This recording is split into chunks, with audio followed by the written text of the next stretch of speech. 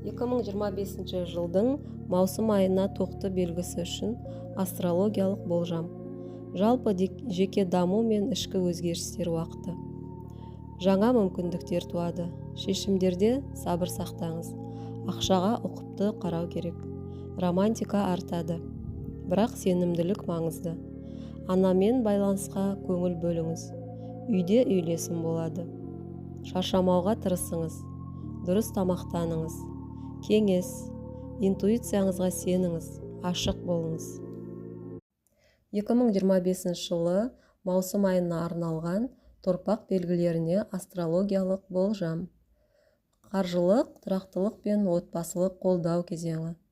Жаңа жоспарлар құруға және оларды жүзеге асыруға қолайлы уақыт. Тұрақты табыс күтіледі. Отбасылық қарым-қатынастар нығаяды. Денсаулықты күтіп, шамадан тыс шаршаудан аулақ болыңыз. Кеңес, жақындарыңызбен уақыт өткізіңіз.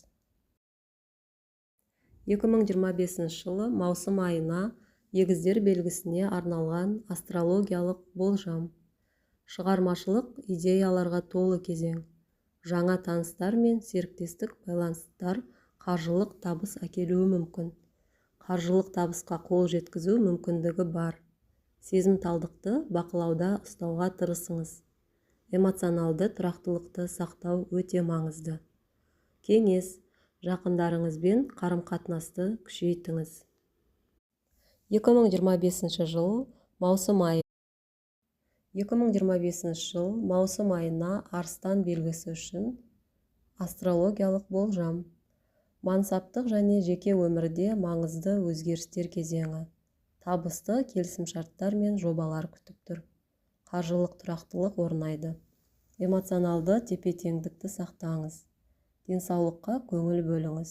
Кеңес, лидерлік қасиеттеріңізді көрсетіңіз.